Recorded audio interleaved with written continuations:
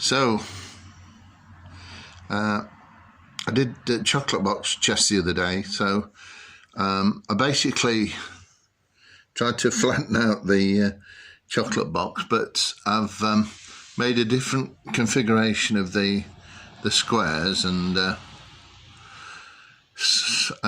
basically there's 7 columns. The widest column here, that's got 2 pawns on it, so again it'll be a bit of an unconventional game of chess. So we'll just make one of the pawns go forward here to squares. It'd be quite interesting to see if somebody was interested in this game. At the moment the non-pawns are behind, so they could come on the board on any of these back spaces and move the way they're supposed to do when one of these spaces at the back becomes free for the piece to move on to. So for instance, the white's to go next, so it could, I suppose, you could make it that the pawn that's moved forward, that will enable the one of the bishops to come here, say, because that would happen in a normal chess board sort of thing.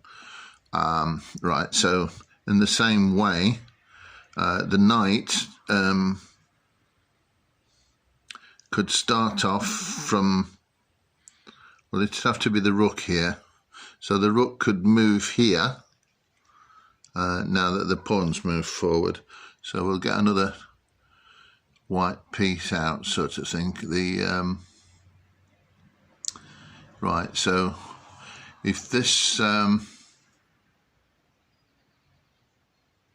so the rook would start, the knight would stop behind this square, so it would have been behind this square, one in from the rook, so it would go 1, 2 and 1 forward, and so it might end up being a crazy game of chess, but we thought thought we'd give it a try. So again here the black knight, so it could go 1 and 2 that way, so it could either go 2 and 1 over or 1 and 2 over, sort of thing. So yeah, no, so it's white again next. So if the white, we'll get this one going 2 forward like this, and then we'll get the other knight going out 1, 2, and then 1 to the side there. Right. Won't necessarily be a very good game of chess. So it's starting behind the pawn, so it's 1, 2 and 1 to the side. And now we move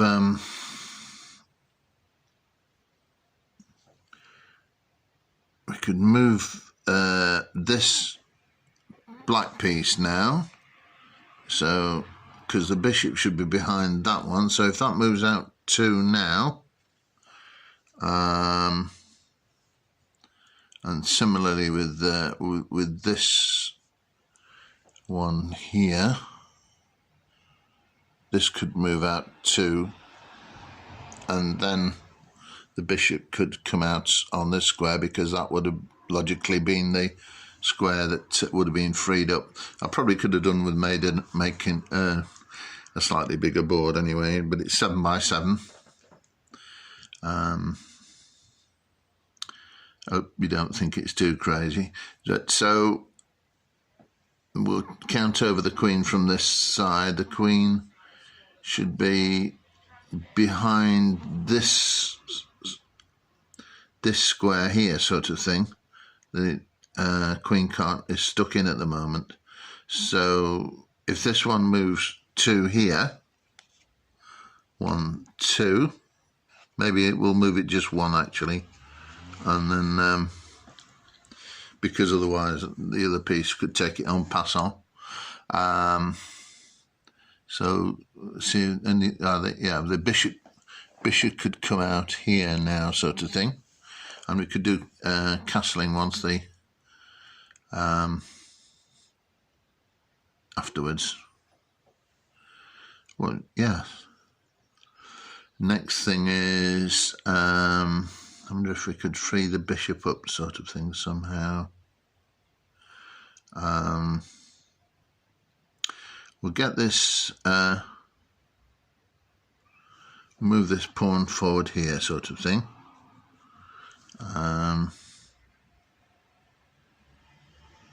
Yeah, so that's protected diagonally by that pawn there.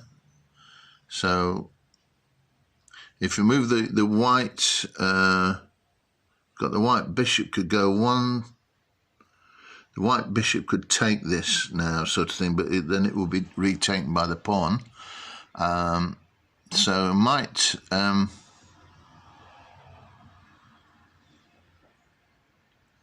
Where could we move the knight? So we could move this knight one and then two to the side, one and then two to the side, and take this pawn. I'll just put that in the box. So black's turn now. So potentially this knight could retake the knight. So it could one and then 1, 2. That's it. So the bishop could take the knight there, sort of thing. So I don't know whether that knight could be retaken, sort of thing, but the pawn could move forward here, threatening to take the knight. So in the meantime,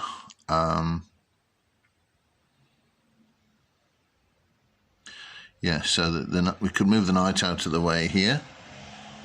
That's it. So next thing is white to move. So we could go 2 squares here, 2 pretty long jumps actually, 1, 2, again threatening the knight. So the knight could escape. It could, I suppose it could take this pawn here, sort of thing. But it might be better to go 1, 2, 3 here. That's it. Now then,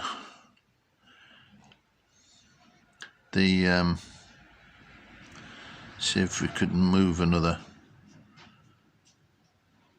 piece out. I could, if I move this pawn here, it'll be protected, 1 to the side, and then 2. So that,